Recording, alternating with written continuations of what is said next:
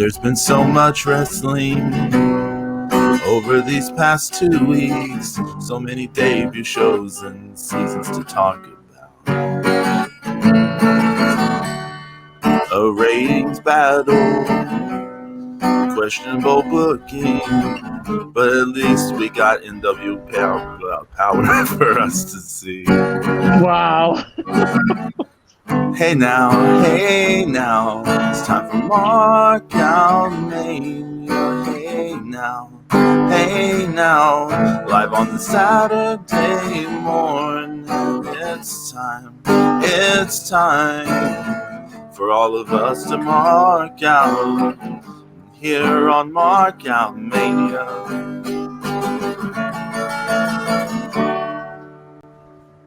Digging it. Way to go. Yeah, look at that. Look at that.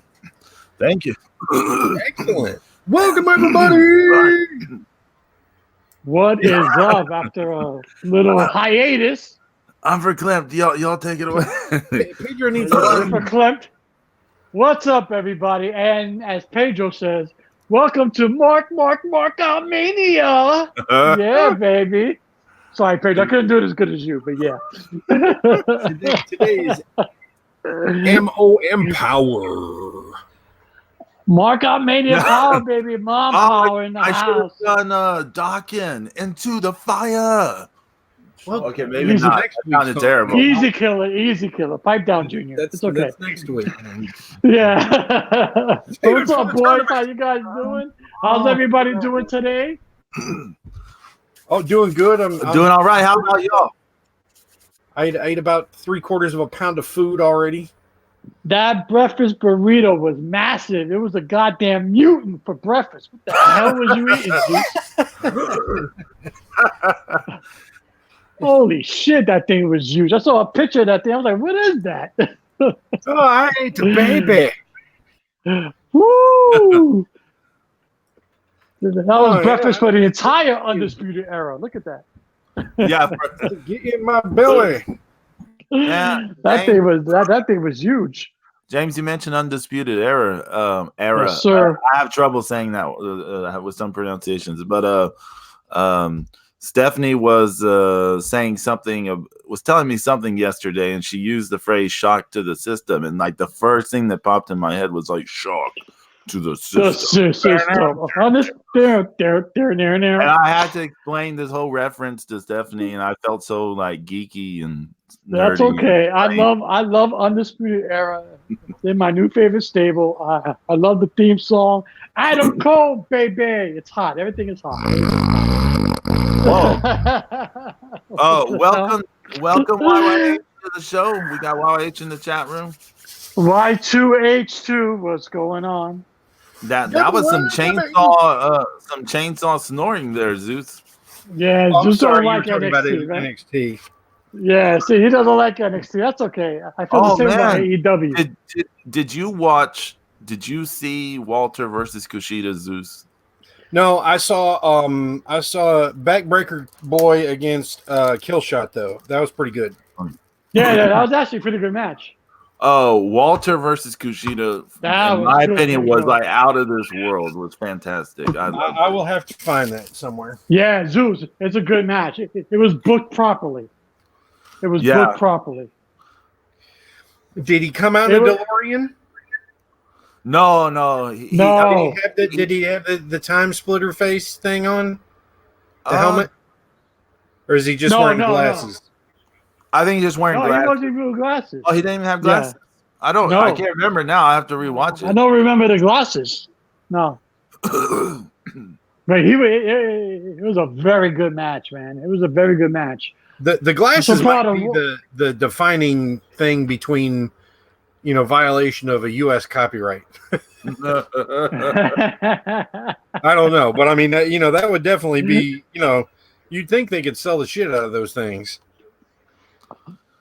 Man. I don't see why not. I think they should try to go for it anyway, I mean, I wish we had talked about this before we went on the air, but I'm like thinking right now, how are we going to get through these last 2 weeks of wrestling? Because so much has happened news-wise, with so many debuts, AEW Dynamite debuted. The SmackDown on Fox debuted. NWA Power Hour. AEW Dark. Like, there's so much stuff. Well, we need to start with the best. The best thing in the last 2 weeks has easily been NWA Power. My man Zeus, thank you. Yes, sir. NWA Power was the end-all, be-all. It brought back that nostalgic feeling of studio wrestling. It had the same camera setup, had the same angles, it had the flags, it had the crowd. There was no roast between the crowd and the talent. And they're looking in the camera. And look, I'm not the biggest Nick Aldis guy, but that promo that he cut to kick off the NWA Power Show was badass. That was awesome. That's a great show. He can really get on a mic and say some really great understated things. Yes. I mean, he doesn't have to. He's not one of those guys that has to yell it out. Nope. To say some great stuff. I was scared of Camille. I was like, don't look this way, but that was it. I was happy.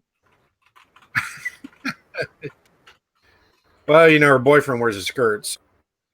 Yeah, hey, I swear, but I don't want to.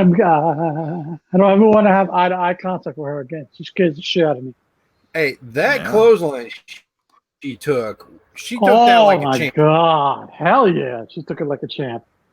I mean, but that show was. I thought that show was. There's one word to describe that show that I haven't felt about wrestling in a long time. That show was fun. Yes. It was fun. Yeah, it was a lot of fun. Even with the crazy Josephus thing. Tiny nipples. Tiny nipple man. Tiny nipple man was there. Yeah, that was hot. You got to explain that. People don't know what the hell we're talking about. So when we were watching NWA Power, there's a group of us watching it and chatting online in a private chat, and a mutual friend of all of ours, Bean, who sometimes he goes by Chip Bean, he goes by Cross and Bean on the various social media, is a fantastic artist. If anyone wants to check him out, he has a design of his as a Shotzi Blackheart shirt on Pro Wrestling Tees at the moment. So he nicknamed Josephus Tiny Nipple Man. So, and that's really funny. And now we have to book him against Marty the Moth, who is Giant Nipple Man. Yep. And then you got Cesaro for a 3-way. So boom, there you go. Oh my God. Okay. Yeah, but that was such a good show, though, man. It was a really good show. And the fans were into it, and everything, all the promos worked, everything about that show was awesome. Started off with a squash. What? Started out with the squash match. The Dawson Brothers. Yeah, the Dawson Brothers. Against those two guys. Yeah. They got some really good teamwork. I haven't seen a good squash match in a long time. Any day. Well, I know you don't like the current champs. I thought it was great, man. Yeah. NWA World Tag Team Champions. I like the Dawson Brothers. They were pretty good. I mean, they are good. The one thing that they are doing right is they make me hate them. Yeah. Yeah. So that's a good thing. The Dawson Brothers, and then the squash matches were awesome. There was actually wrestling going on too. I was watching wrist locks, and I was watching step over toe holds. I was like, long forgotten skill sets. So I'm like, what's going on here? Actually wrestling? I think that's the best show out of all of them. It's awesome. It's fun. Yeah, I mean, of all all the non-lucha shows I saw these past 2 weeks, I had the most fun watching NWA Power, and I had the most left me buzzing the most. The two things that left me buzzing the most was NWA Power, and then Walter versus Kushida. These were the two things from the past 2 weeks that I was legit buzzing from. I haven't seen any of the luchas. But the best in ring has to go to NXT. Oh, has to go to NXT. I think so. I know, so there's been lots of comparing, right? Between the AEW Dynamite and NXT on USA because they're going head to head. So there's been lots of people comparing the two things. In my opinion, on the first week, it was an ocean of difference between the two. NXT was way better, in my opinion, than AEW. This week, I wouldn't say it was an ocean of difference, but the main event was better than anything between both shows on both weeks. But the in-ring wrestling product at AEW, it's not. It's ho hum to me. Well, but before we get into that, going back to NWA Power, their main event was pretty good too. Yeah, Tim Storm's last shot at the NWA title. Tim Storm looked good, man. He looked like he could still go. I was like, look at this thing. His mama must be proud. Yeah. I've seen I think I've seen 2 or 3 matches between them in the past before this one. And this was easily the best one. It was better than that one they had where Tim Storm won. That was on that. What's that thing? Championship Wrestling from Hollywood. Is that what it's called? Yeah. CWF. Yeah, CW. Yeah, from Hollywood or something like that. So they had a match like that back in 2017 or something, late in 2017. That was okay. It wasn't the best thing. I'm not recommending that to people to go search out that one. Then there was a title change, which was just they did an angle where Tim Storm was injured, and then what's his face came in and cashed in his shot or whatever, and won quickly. So yeah, this match was easily the best match I saw between these two. I think every two.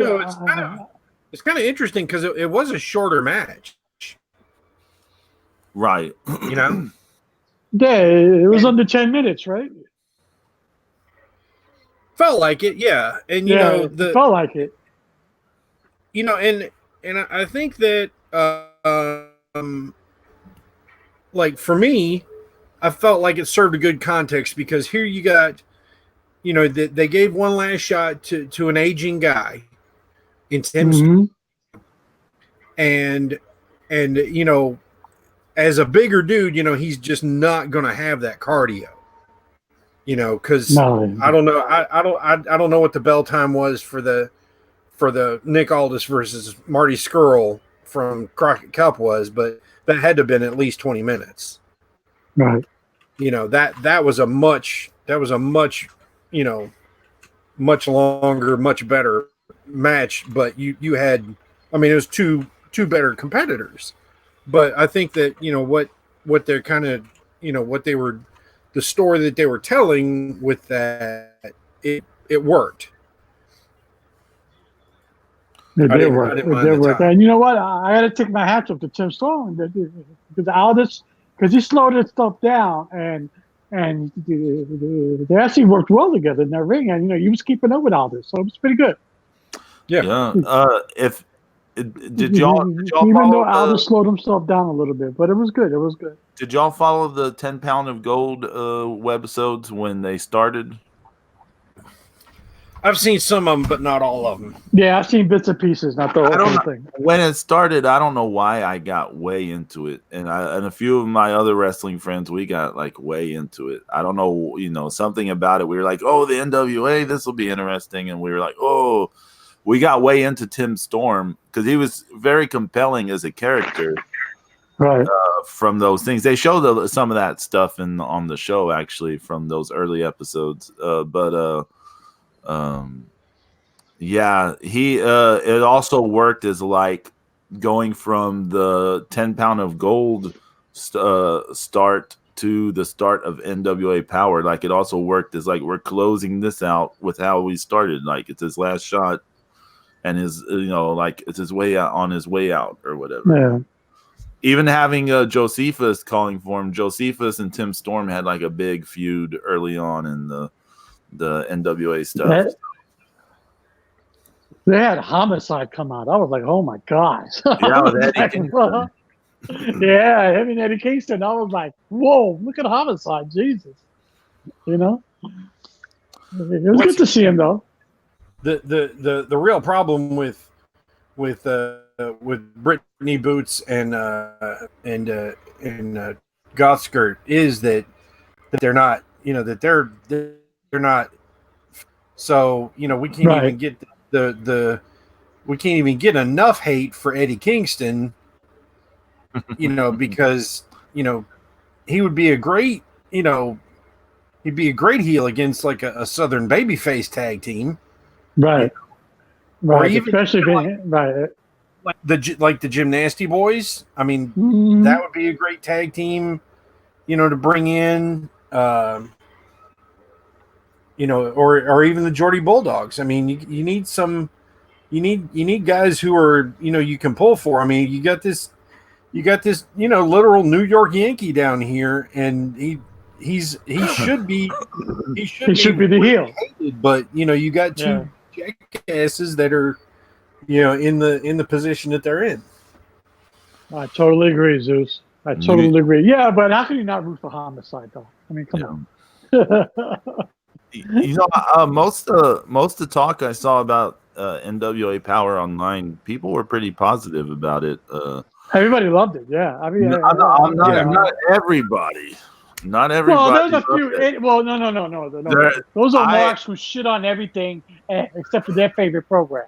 Okay, those are wrestling fans. I did see a lot of. I saw a lot of people praising it, but I also saw a lot of specific promotions fans shitting all over it, calling it retro cosplay. AEW. And AEW fans. They were angry that I'm building up to it. I saw WWE fans shitting on it too. Oh yeah, me too. Yeah, well, they shit on everything. I guess because where I was looking, I didn't really see WWE fans doing that. I did. But yeah, they were not happy with it, and they're putting over how much better AEW Dark is, which brings us to the big news topic. Let's get into the big. Yeah, that's an oxymoron. AEW Dark. The whole purpose of a dark, it's so you got to go to the shows and witness those things that's not televised. Yeah, they're gonna televise dark matches. That makes absolutely no fucking sense. But go ahead. But before we get into AEW Dark, let's just get into AEW Dynamite in general, because it's whether we enjoy it or not, the biggest talking point in wrestling right now is it is AEW has the world's attention.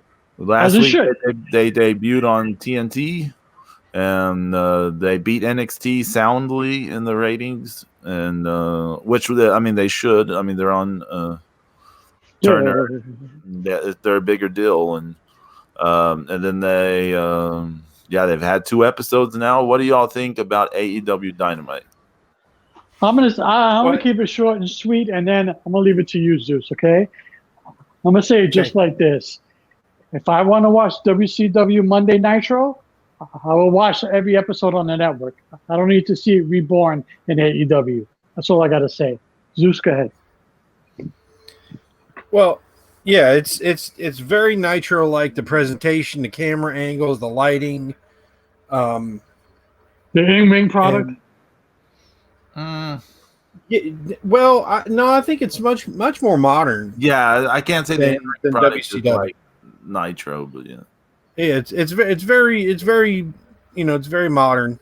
I mean, WCW Nitro era stuff was modern for that time, but the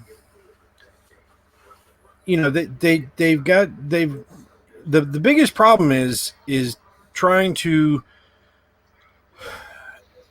if expecting more out of them, it's going to be hard to get through to them because they're doing so well, with fans and ticket sales and ratings. So, so that's the problems that I see as objective fans.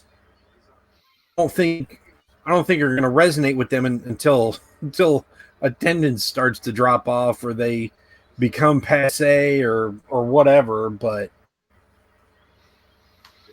their fans oversell. Oh my God.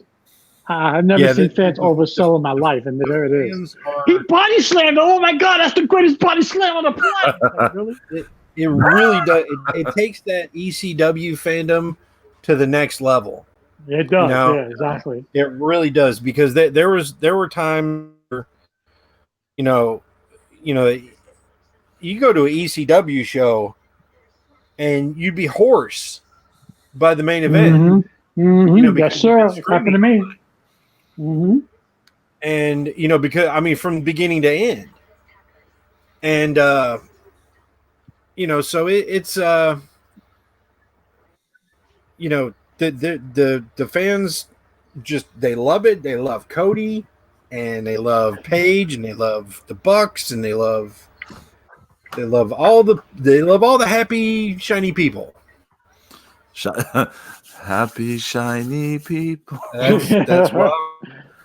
Wow, and they shit on everything, but it's like the AEW fans think that AEW is the only promotion it ever was. They're taking mediocre matches and saying it's the match of the year. They have no concept of what's going on outside of AEW. That's what it seems like. That's the perception. I know. And I'm sorry, because it may be personal taste, but Jay, Silent Bob, and Helico and Jack, all four of those guys look fucking ridiculous. That was stupid, and it was a waste of camera. It sucked. That's a shitty storyline. Private Party came down and did nothing and went away. It just sucked. Everything about that sucked. Okay, I don't want to see bullshit like that. It's horrible. It's crap. It's crap. But yet, it's the greatest story of all time, according to AEW fans. So, again, I actually didn't see anyone really praise that angle, but not even the. You didn't see people saying Jay and Silent Bob turned down SmackDown just because AEW was the greatest thing. I was like, come on, man. That I saw. No, that wasn't how it was. What I saw, James. Okay, what I saw was people. Kevin Smith was on some BR Live talk show with. Yeah, he set the record straight, but there were fans who were just talking shit, Okay, I never saw that. I only saw the Kevin Smith thing where he said SmackDown WWE didn't let them come on because they did AEW. They rescinded their invitation. Yeah.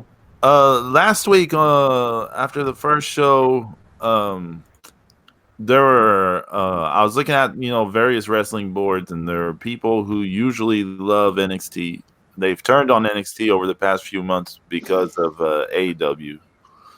Even though the NXT product hasn't really changed, that much, they turned on it, and it's far superior. In ring is far superior. Last week, after the shows and everything, people were just shitting all over the NXT episode. And I saw this one person said, "Why does everyone hate NXT now?" And I saw people answer, because they are messing with AEW, and WWE needs to get ash on their face, or whatever the expression is, So I did see some of that, which I thought was a weird motive for pooping on things. But anyways, the problem I see with AEW is, in a vacuum, is not the worst thing ever. No, it's not. What they're putting out is not the worst thing ever. It's kind of like mediocre to average kind of indie. It's a good show, Pedro, with the way the fans overhype it and the way it's being overhyped online and everything. I expect more. Yeah. If you're gonna talk shit like that, then you gotta deliver, like Lucha Underground did, like that. when you consume it through the filter of like all the praise and stuff, suddenly your scrutiny becomes finer. You shine a harsher light on it, so yeah, it you notice the problems more. I don't think it's a bad show, but I don't think it's as good as what everybody says it is. Well, take like this week, the opening match, Private Party versus the Young Bucks. That was a good match. Good. Well, that's it. I mean, I'm not going to say it was necessarily a good match, but it was a fine match. Like for what they were doing, they opened the show with like a roughly 10-minute spot fest with a big surprise ending, right? Like it has a big upset ending. Uh-huh. So that idea makes a lot of sense. It's a like totally appropriate way to start off the show. It injects a lot of energy. People get excited. The Young Bucks actually selling this match? I think they did for once, right? Not really. No, right, Zeus? No. No, like Private. The finish that they beat Angelico with on the pre-show of All Out. Yeah. They hit it on one of the Young Bucks, and the Young Buck kicked out. Like he got his shoulder. That's stupid. Yeah, that's horrible. It should have been not kicked out. That's a great finish that Private Party does too. And there was what's it called? I don't know the names of the people. I apologize, but one of them hit like a shooting star press, and he has a really pretty shooting star press. Like he catches airtime or something. It just looked very graceful. Yeah. And that was also kicked out of, and that could have been a believable finish as well. They ended up winning on a roll up, but so it's like you can win by fluke versus the Young Bucks, but you can't win outright apparently. But okay, so that match, again, totally fine match in my opinion for opening the show. Injects energy. It's kind of like you throw the cruiserweights out there back in the day on Nitro, inject energy. But then you have the fans are telling you this is the match of the year. This is like they're saying it's a match of the year. I saw lots of them saying this, and it's like. But if you didn't raise it to such a level, you could just enjoy it for what it was, a big TV moment at the beginning of your show. Right. These kids beat I agree. stars, but you can't enjoy it that way because they've turned it into this other thing. And so now, instead of just viewing it as, this moment that it is, you're viewing it as like, well, how does this compare to Ric Flair versus Steamboat? How does this compare to, They can't even touch Tommaso Ciampa versus fucking Johnny Gargano or any one of them playing NXT TakeOver. So. Yeah. Right, Zeus. Like the midnight, all those matches. You can't touch Midnight versus Rockers. Come on. But see, we shouldn't even be comparing it to those things, but they have pushed to that. They push you to it because they're talking about this way. I know, like this week, I watched AEW Live. I wanted to watch NXT because I wanted to see that Walter Kushida. I had to watch it later. But I'm happy that I watched the AEW Live because if I didn't watch it live and I just saw everyone talking about it, I'd be like, oh man, I miss just end-to-end 5-star matches and this kind of stuff. I would just be like freaking out, like, what am I doing? What am I missing out on? And then I would have been so disappointed. So it's better to see it live. Yeah. I think about the best thing, actually, to me, about this week's episode of AEW Dynamite was the great promo by Chris Jericho. He's the man. That was an unbelievable promo. It was great. He was shitting on WWE. He was shitting on everybody. It was awesome. That was the best thing about AEW to me. Yeah, I thought the ending of the first episode of Dynamite was really good. Because my biggest problem with that main event was the fact that and there seemed to be this a lot is letting outside interference, go. Right. It doesn't seem to matter. Which they really got to address that, because people keep saying, "Oh, wins and losses matter." Well, you should have lost because John Moxley came in and stole one of the participants of the match to go kick. yeah. Which is fine. Right. What happened to the count out, right? Hello, Right. He's gone. No DQ match. It's fine if that's a no DQ match, but there's nothing to lead us to think that was a no DQ match. But so with the Bucks isolated, that they had to play the numbers game, and they were doing pretty good as the babyface team trying to all against three guys, and and at the end it was just that great like triple team, and then into that they threw the one Buck into the Judas effect and just clocked and just laid him out. Now he sold the shit out of that. So props for that. He did. Yeah. And then that led into the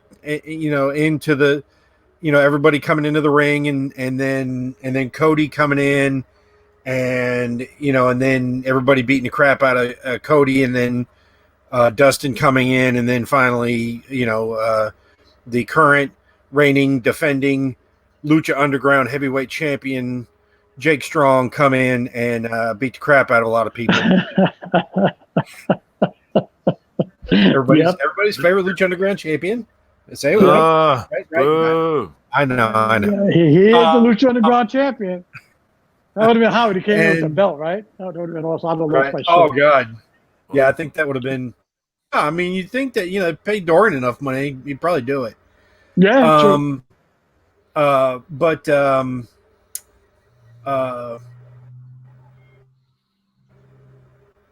Ending was great, and then that to me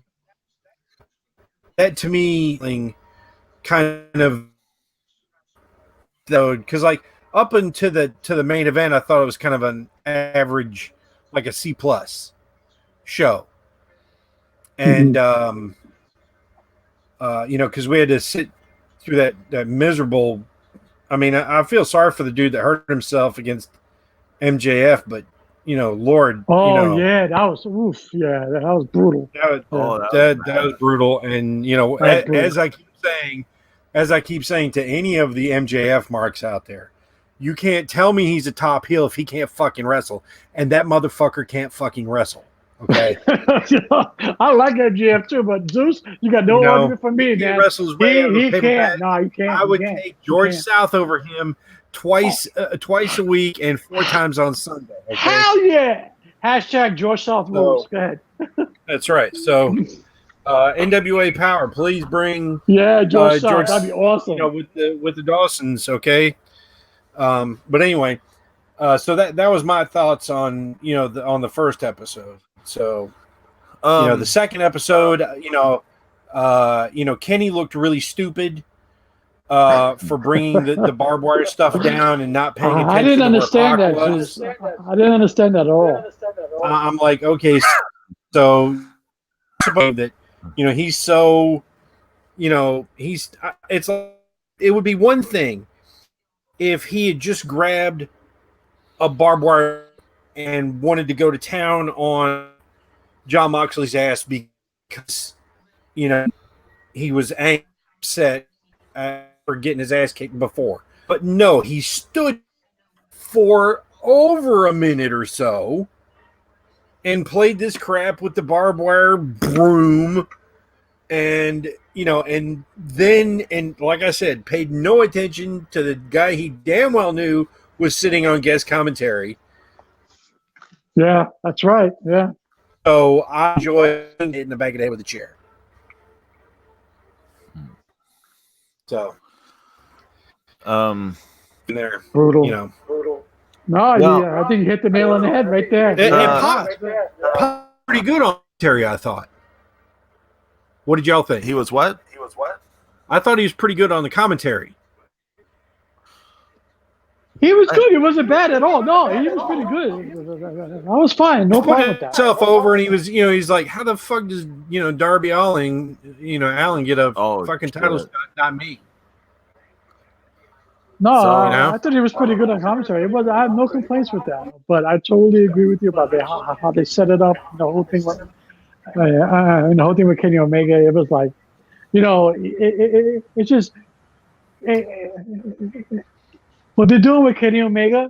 AEW is making me miss the actual Kenny Omega, the IWGP Heavyweight Champion. It's making me miss that guy. I didn't think his IWGP run was that great, to be honest. It wasn't that great, exactly. Going like the build up to it was better than like when he actually got the belt. But the barbed wire broom was dumb. I mean, I get it. He's the cleaner. I get it. I get it. But it just doesn't look cool as a weapon. It looks stupid. Just because you get it doesn't mean you want it. And I didn't want it. and yeah, it's kind of weird if you come down there with 2 barbed wire weapons and then you throw one to your rival. I feel like you're asking for a comeuppance to befall you. On that first episode, the Riho Nyla Rose match, I got like way into that match while it was happening. That was a good match. Yes, it was. It was one of the better matches on the show. On repeat viewings, I didn't think it was as great as it was the first time I saw it, but yeah, live I got way into that match. That was the only thing that I got super invested in that first the first episode. I felt bad for Angelico and Jack Evans, the hybrid too. That's a shitty name. The name, there's a reason. Jericho. I don't care what reasoning is behind it. It's a shitty name. Oh my goodness.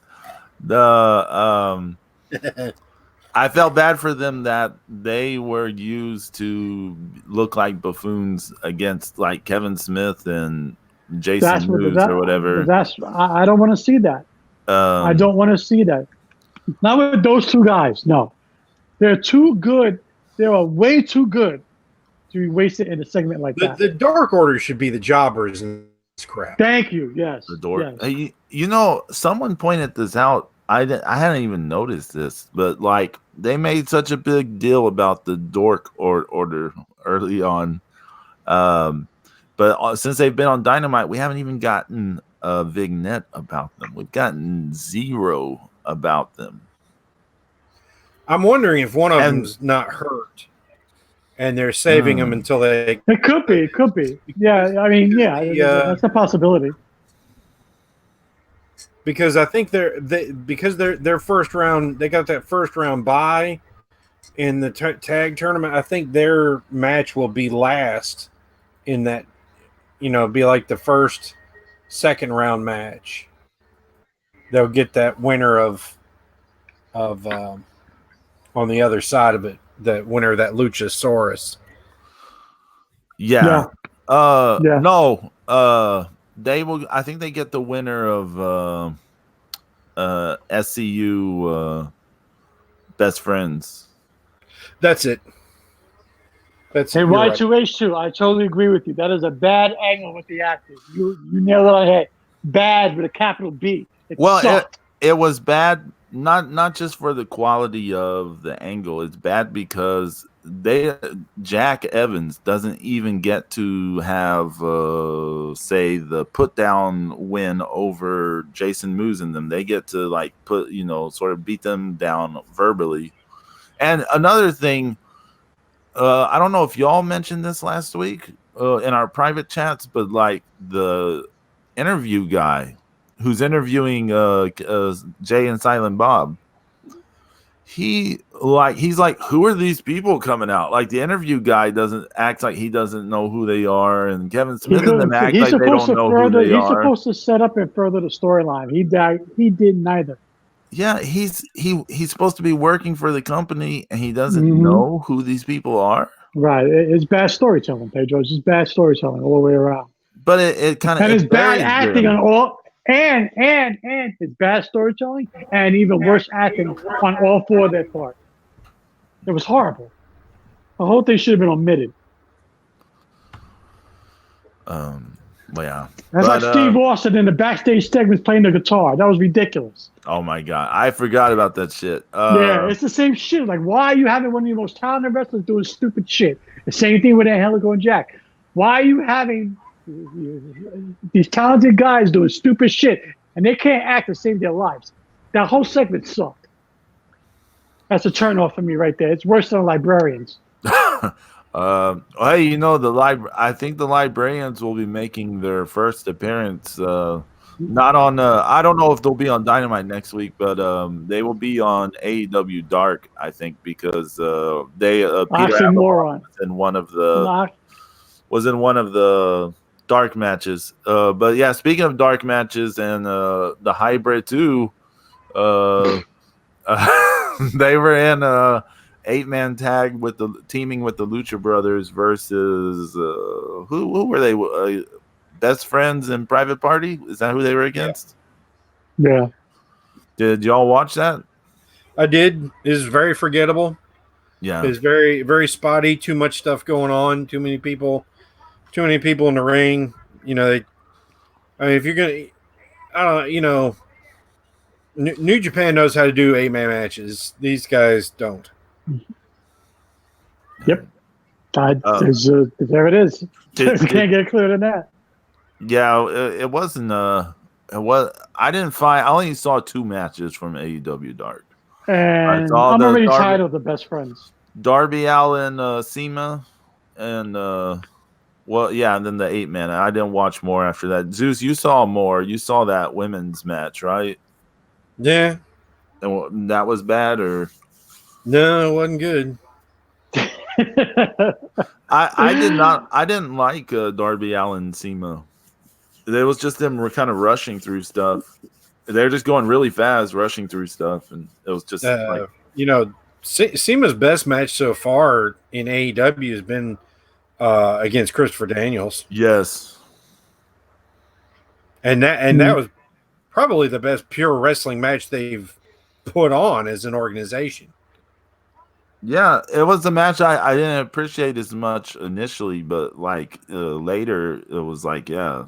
This is I mean, that was some Southern wrestling, which is crazy. I mean, to see coming from a guy like Shima, because I mean, he trained at Torimon. Yeah. Yeah, but see, that's what I'm talking about. Because if you have guys like that who can actually go, then you put them in the ring and you let them go. Like I just said with that match with that's him and Christopher Daniels. You let them go.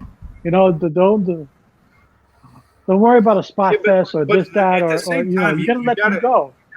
Yeah, but what you're running into though is this a good match for the sake of what?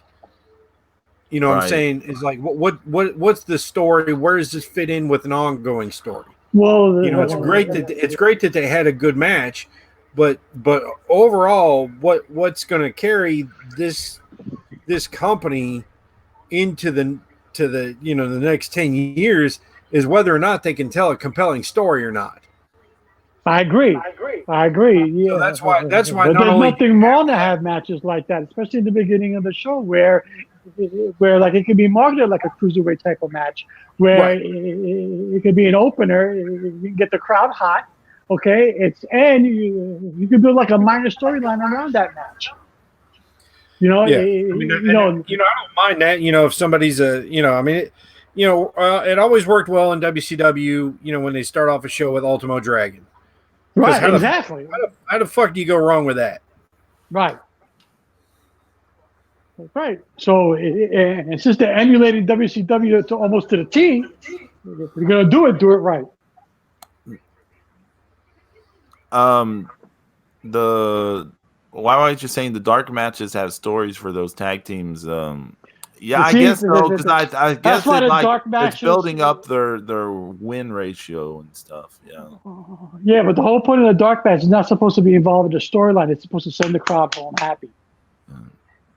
But they're using it as like a secondary television taping, kind of like I mean, you remember when they used to film what was that stuff like Dynamite or whatever, or what was the name of that WWF show on Saturday nights and stuff? Saturday Night Heat. Shotgun Saturday Night. Or Shotgun Saturday Night, yeah. Or what was the other thing they used to air on Sundays? Sunday Night Heat. Sunday Night Heat. Sunday Night Heat would always run right before pay-per-views too. Pay-per-view, right? Yeah. Exactly. And then like WWE superstars, all that bullshit. Yeah, they had like the Los Super Astros, like when they were doing that for a while. They'd filmed that before, so they're using it like that. I agree with you, James, that like in terms of semantics, calling it AEW Dark, like saying these are the dark matches, is weird because it's like, but you're taping it and it's part of stories, because Darby Allin beating Cena they used as part of the reasoning for why he's getting a title shot versus why he's in the match against Jimmy Havoc to determine who gets the challenge for the title against Chris Jericho. And speaking of that match, the Darby Allin Jimmy Havoc match, that was a shitty match. Yeah, I was not impressed. That was so bad. And well, has anybody really been impressed with Jimmy Havoc the past year? No, Jimmy Havoc, I haven't yet to see a good match from Jimmy Havoc. Like past or present, I have yet to see a good match from him. No, that's not. But I've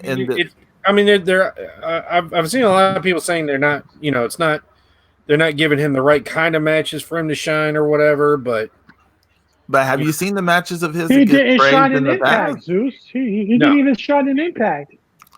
Like if you watch his death matches or whatever from the indies, people like that stuff, but they're not good matches. They're just him they're just stapling and bleeding and just walking around, catching their breath and doing more stapling and bleeding and light tubes.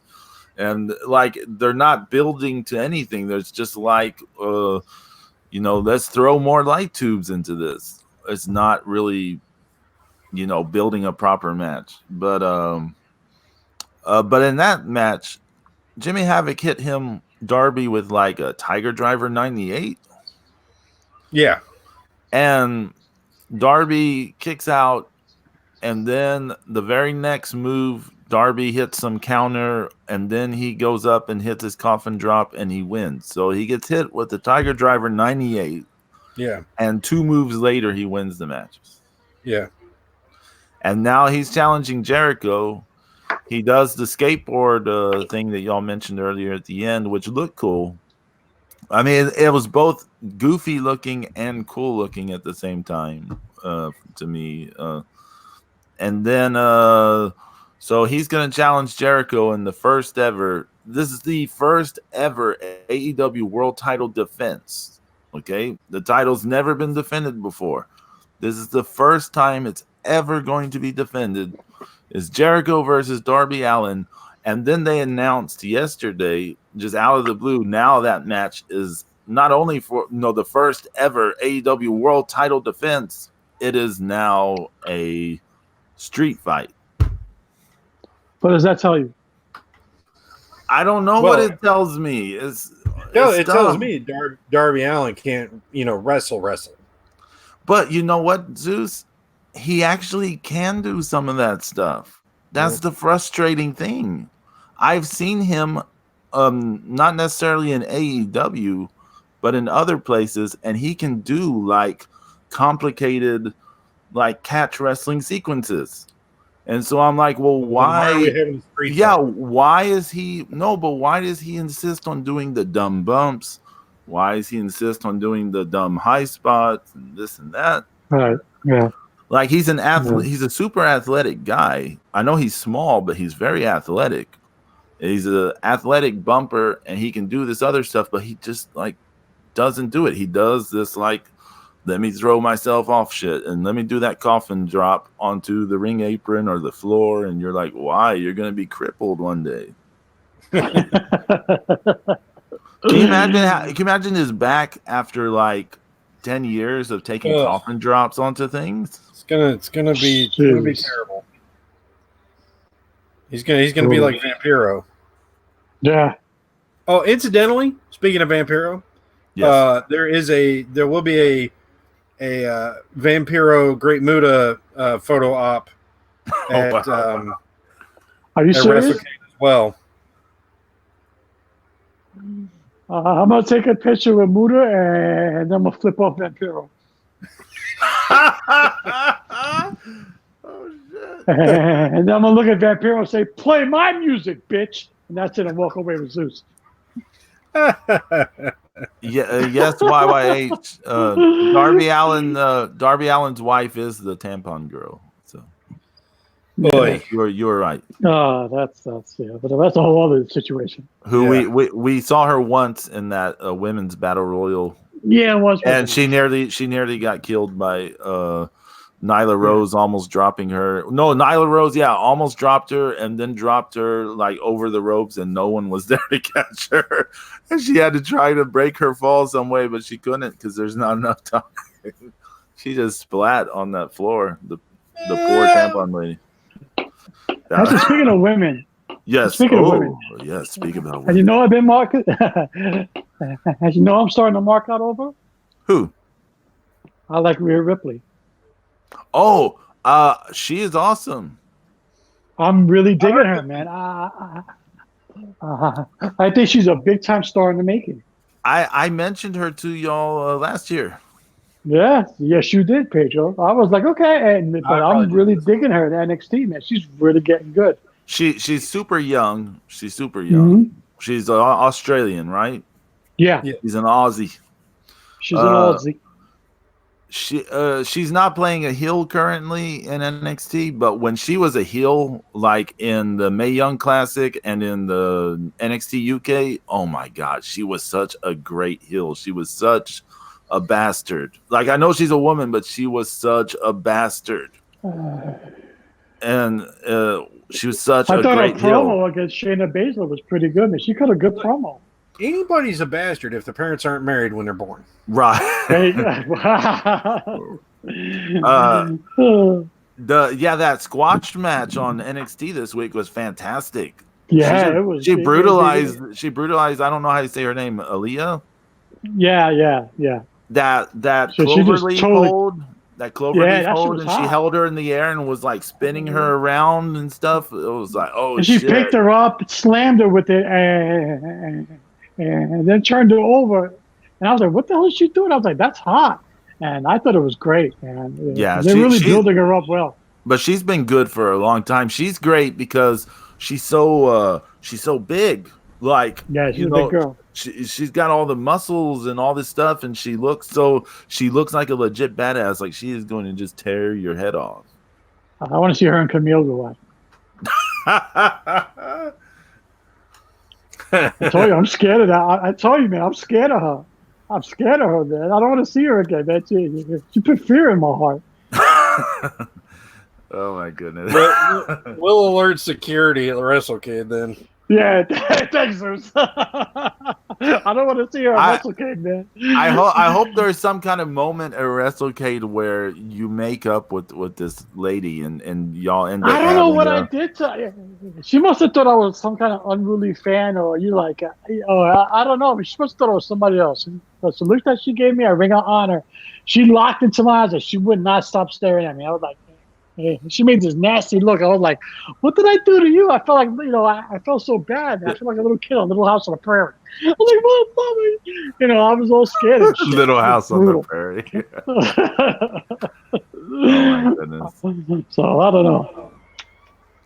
I'll leave it up to Zeus. I'll leave it up to Zeus to protect me, so we're good. What else do we need to talk about? So, AEW, in conclusion, they've got all the hype right now. As they should. As they should. They're the cool thing. This is a one deal that I went from watching AEW to NXT these 2 weeks, and one thing is like AEW, WCW production, with just the crowd is like a character themselves. It's like they are playing a role themselves. They are so way into everything. Yeah, like, way overhyped. They are cheerleaders. Yeah. Yes. They started chanting AEW over a body slam.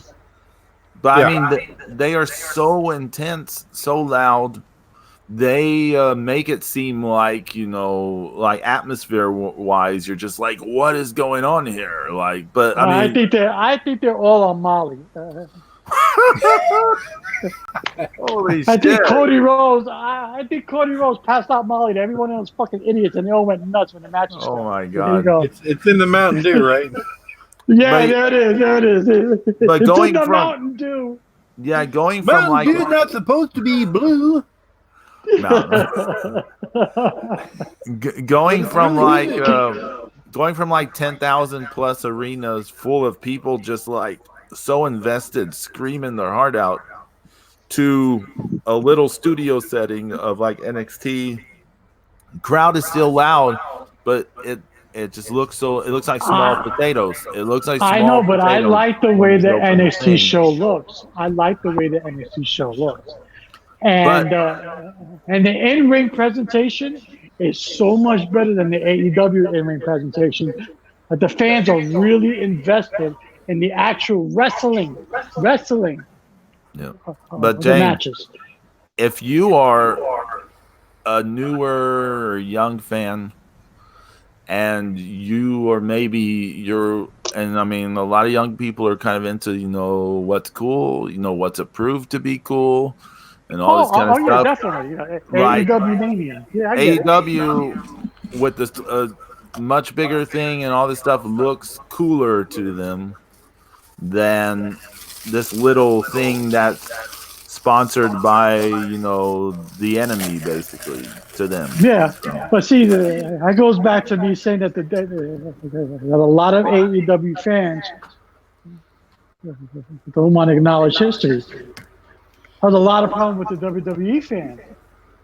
They shit on everything. Even the NXT, which is owned by the company, and they still shit on it. We've talked about that for a long time. Yeah. I mean, that makes absolutely no sense. It's like NXT is there to give WWE their next generation of stars, right? And then they're just like, they're not. But the problem was that NXT became so good that it was an entity unto itself. It had his own fan base, it had his own chants, it had his whole home arena. It's become that type of scenario now. I was trying to move us on from AEW, but I wanted to talk about the commentary. Oh, please, Pedro, go ahead. Commentary is Jim Ross is hilarious. Let me get this out of the way. He's hilarious not because he's intentionally trying to be funny, but he's so grumpy. I think he's drunk. On that AEW Dark, he is so grumpy from what I saw. He was just shitting on everyone, and then he was fine on the first. Because nobody's saying it. It's a dark match. Why am I commentating on a dark match? The first week of Dynamite, Jim Ross was fine, I thought, but like this week, but then the AEW Dark, he's like so grumpy. And then this week on AEW Dynamite, he's like even grumpier. He had shit to say about everyone. He was like taking little jabs at, just anyone you can think of. Like, didn't matter if they're babyface or heel. He's just like, that's dumb, or that's, or like the thing with, what was the moment from this week's show that should have been a disqualification and they didn't do it? The main event by somebody. I can't remember what it was, but he brought that up. He did it on AEW Dark too with the 8-man tag because Orange Cassidy did that dive on everyone. Right? Yeah. Well, yeah. They have what? Oh God. I'm so glad. And YYH was saying this during that 8-man tag. At one point, he was like, the only thing he said about Angelico was something like, "Oh, he's got a nice haircut."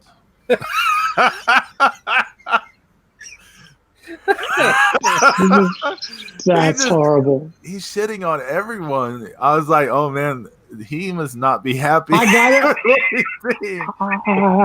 I do gotta get props. Like what was it? I do gotta get tie in the props. front and just say cut the rest. Yeah. I do got to give props to Tony Schiavone. I'm not the biggest Tony Schiavone fan at all, but you know what? It was actually good seeing him call some matches. It was actually okay, you know? He's pretty on point. I think he's doing a better job than JR. Oh, hell yeah. You know who, well, he's not drunk, you know who's really bad, though? Excalibur. Yeah, he needs to fucking leave. That first week, the first show, what was the first match of Sammy versus Cody? You want to know how he puts over Sammy Guevara to the audience? And I get it; they're a younger audience. This is something meant to get them over. But I say you make it like a kaiju movie. Okay, have the two English commentators and Tony Schiavone and Jim Ross, and you have Pentagon Jr. calling the match at the same time in Spanish. Just do it like that; it'd be hot. But to get Sammy Guevara over, he mentions how much vlogging he does, like video blogging. Yeah. And it's like, how does this get him over in a fighting context? Yeah. Just like constantly talking about Britt Baker and her fucking dental degree. Yeah, and then the next match, that MJF Brandon Cutler thing, and I know he's mentioning this because MJF is going on about the Dungeons and Dragons thing, which is off of a thing from the YouTube videos, and that goes back to things I've said before on here, that they keep inserting YouTube video stuff that not everyone has seen, which I think is dumb. But anyways, Excalibur is going on about how much tabletop gaming and shit that Brandon Cutler does, and I'm thinking, what? Like, really? Yeah. And then on that AEW Dark, oh my God. I know I only saw 2 matches of it, but there were moments that Excalibur was talking like, and this is unfun, and then something would happen, he'd be like, oh my God, they did this, and then he'd go back to I was like, what happened to this guy? Why is he so off on this AEW Dark thing? Maybe somebody's yelling at him in his ear. Oh, yeah, could be. I mean, that's kind of what it sounds like when you're that inconsistent. Because he wasn't bad in New Japan. He wasn't great, but you know, I thought he did okay. But they don't have when they're doing English commentary for New Japan stuff. You know, nobody's yelling at him because they don't understand Japanese. I mean, Charlton does. I mean, I'm sure they do somewhat, but I mean, it's not like they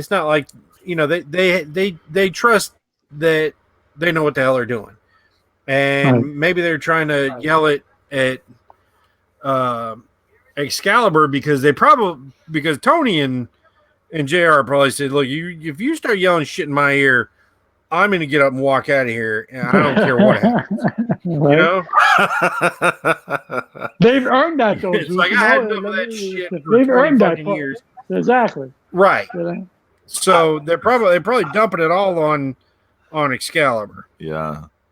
Only criticism I have of Tony Schiavone was this week him going like, they call that the Vader bomb? That's so cool. And I was thinking, didn't he call it the Vader bomb when we watched him in the 90s? He has he's got some timers, you know what I'm saying? Yeah, it's pretty brutal. Unfortunately, I do know what you're saying because Hey, Cultaholic came out with a video ranking the all of the WCW world champions from worst to best. Yeah, and they had Vader at number 2. Oh wow! Well, awesome. Yeah, it's Flair, Vader, Sting, Hogan. That was the top 4. You wouldn't put Flair. You would put Flair, Sting, Vader. Well, I mean, they had some good reasoning behind it all. They were, you know, because some of Sting's other reigns weren't. I mean, none of his reigns were all that great. You know, him winning it, his wins, you know, were great. And technically, that the 1990 win was an NWA win. It wasn't a WCW title when that was true. Before the title was created. Right. So, you know, if I bet you if that had counted, because that was probably his longest world title reign for the entire JCP Turner era. You know, I think that probably would have put him at number 2 over Vader. All right. Well, I haven't even seen this, and I can tell you who was the worst WCW champion: Vince fucking Russo. You're exactly right. There you go. And the second worst was David Arquette.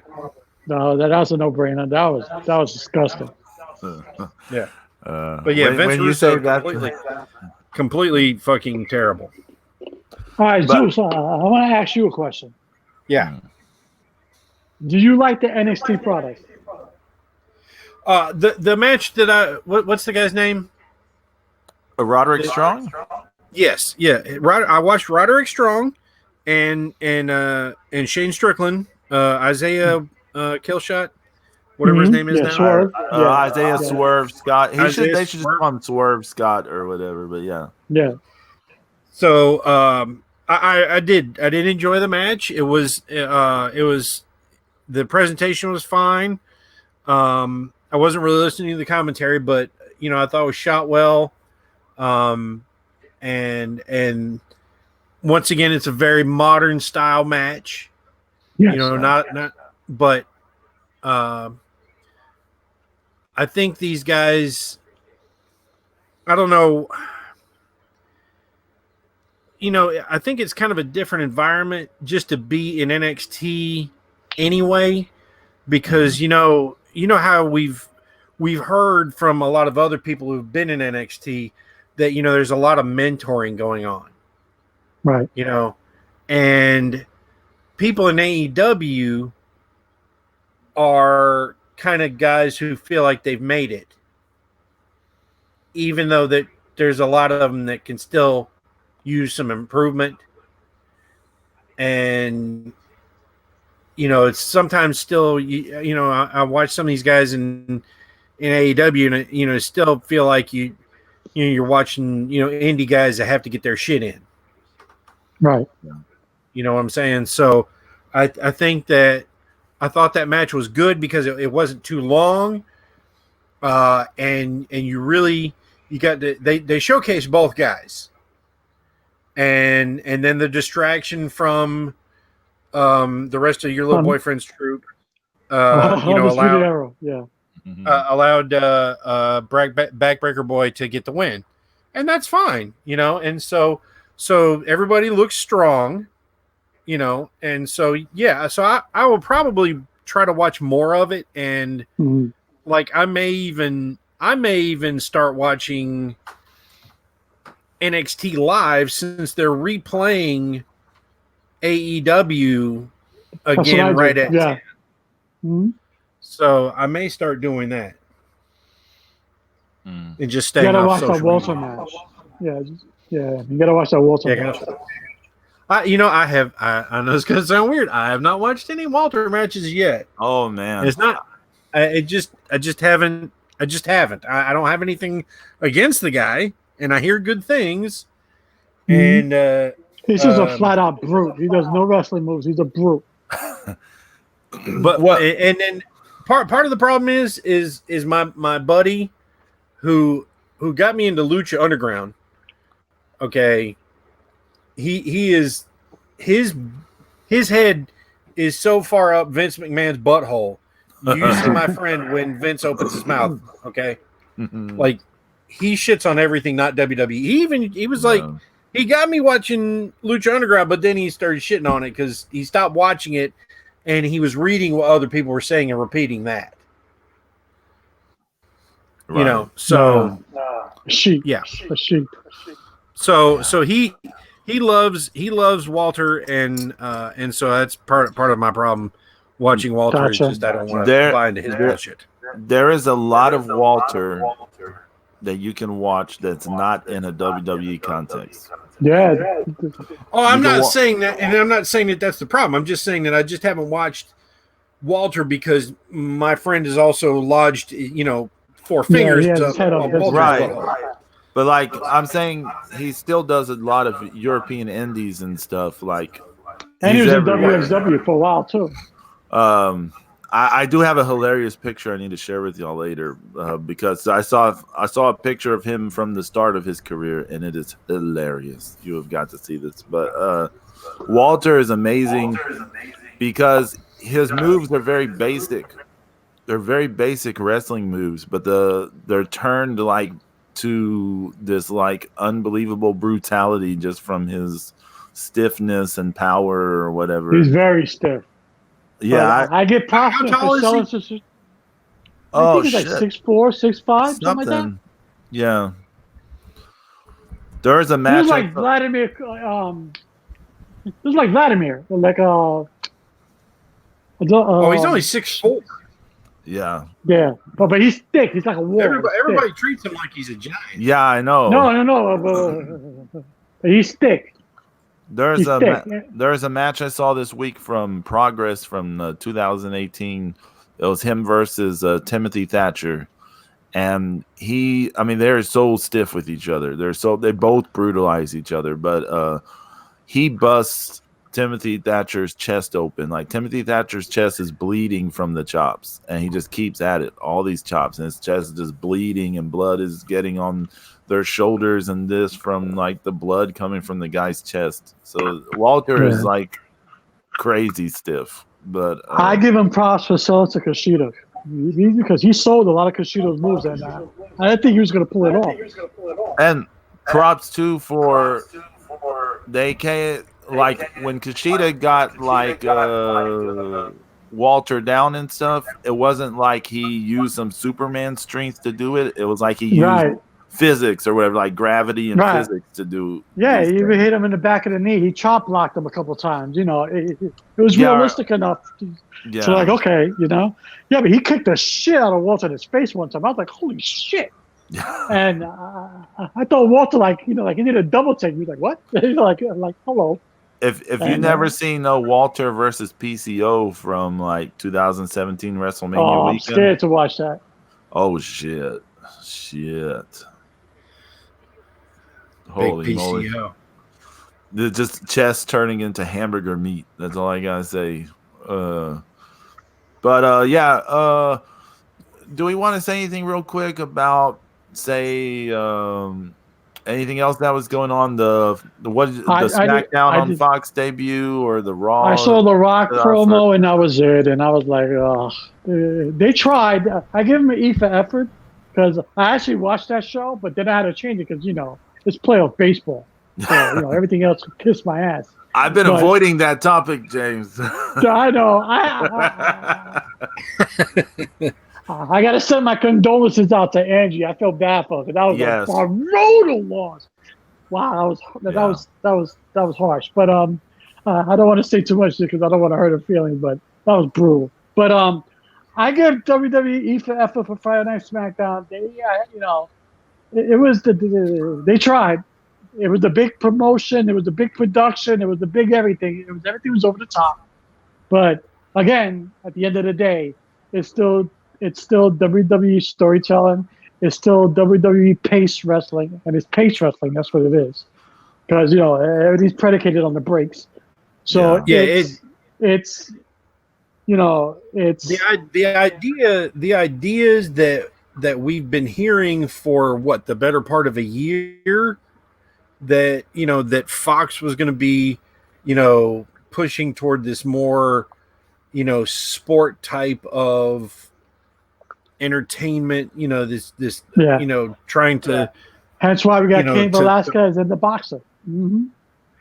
Right, and and if you didn't see, they had a little face off with Braun Strowman and Tyson Fury Yeah. And Tyson Fury totally raided Juice Robinson's wardrobe because he's wearing a white suit. Yeah, did you see what he was wearing? That was brutal. And I am like, you totally stole that from Juice Robinson. I mean, him and Juice Robinson could be a tag team. They can call themselves potpourri. Well, because Juice Robinson can actually punch. Tyson Fury's better at punching himself. Oh my god! But he did. He punched himself in the face in a boxing match. But it's I'm not into that Tyson Fury storyline. I'm like, whatever. It's again WWE trying to reach outside the box, trying to get more viewers on their product. I get it, but it's not what I personally want to see. So I'm like, no, I'll pass. I saw the Rock promo was decent, but it's The Rock. You knew it was going to happen. I think that debut episode of SmackDown on Fox, in one way it was smart. They did something smart in that they presented it. The matches were almost like greatest hits compilations. Right. So everything people did was kind of like, look, this is like kind of our big signature moves are this and this, like this is what we do. Oh, hey, Angie's here. Angie, what's going on? Yeah, hey, Angie was at the SmackDown debut, wasn't she? Hey, Angie, that's right. She was live from the Forum in LA, right, Angie? And we got Luis here. Hey, Luis, what's going on, buddy? Angie, my condolences. Yes. I'm so sorry. That was a brutal game. You and I would discuss this further at a later date, but I'm just saying, I'm sorry. That was horrible. But you were at SmackDown on Friday, so how was it? I'm sure that must have been awesome. Well, what I was going to say was, I thought it was smart if they're trying to break this to new viewers or people who haven't watched in a while.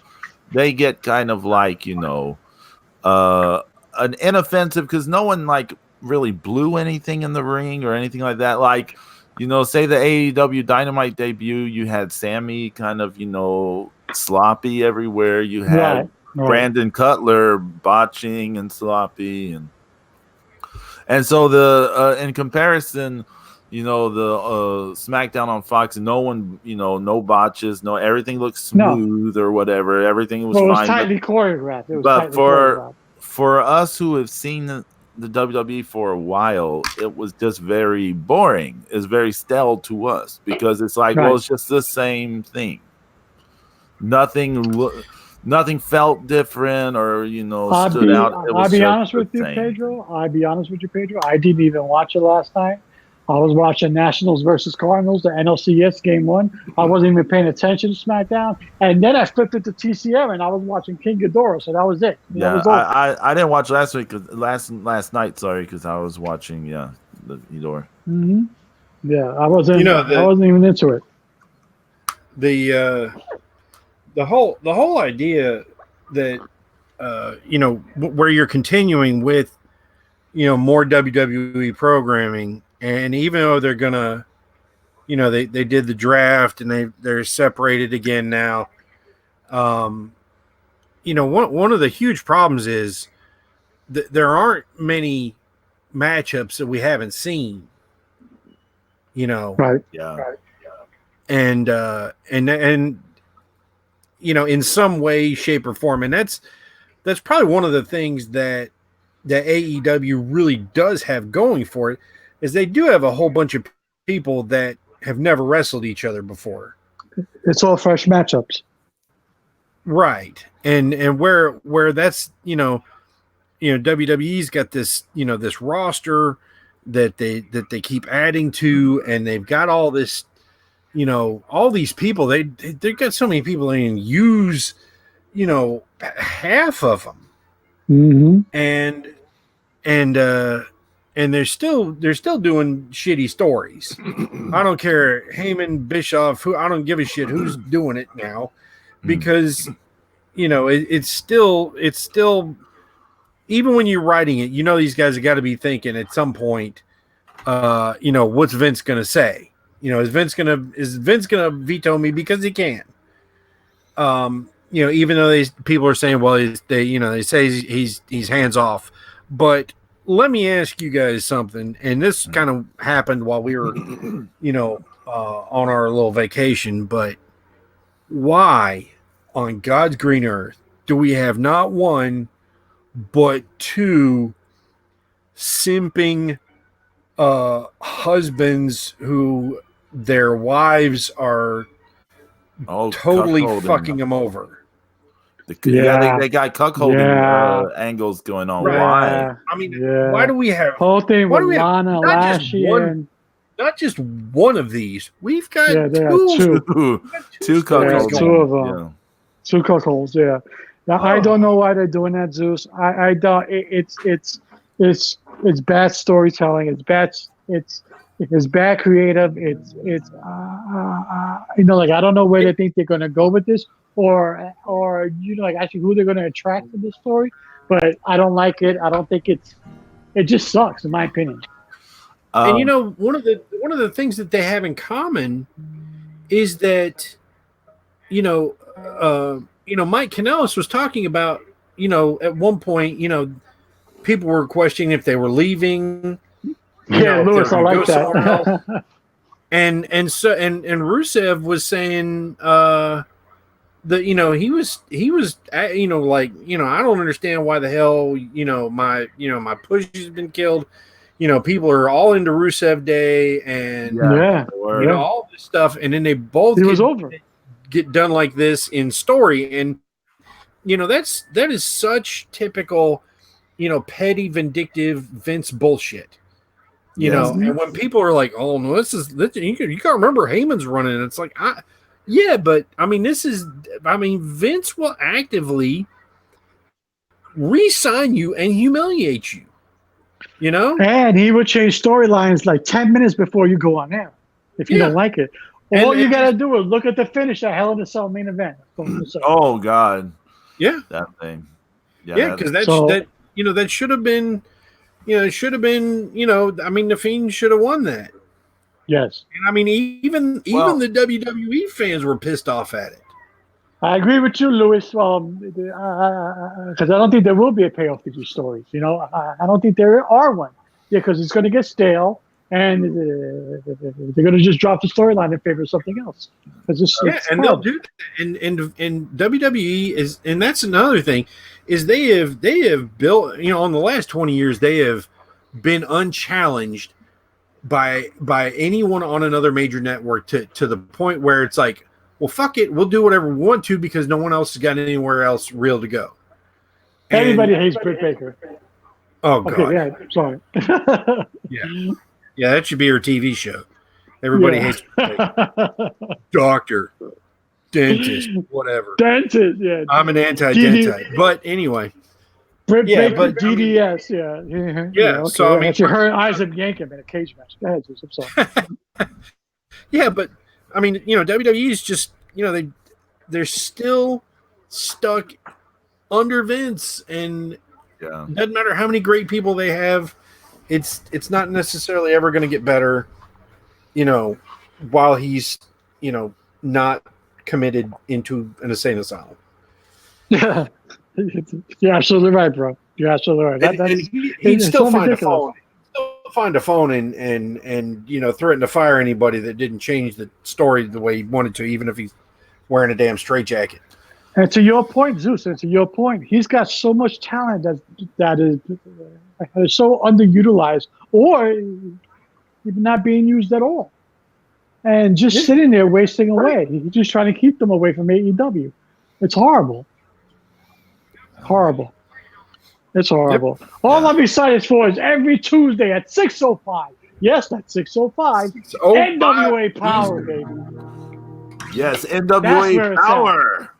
That's where it's at. Thank you, NWA Power. Yes, thank God. Thank you, David Lagana. Thank you, everybody at the NWA, for Nick Aldis and everybody. Keep it up.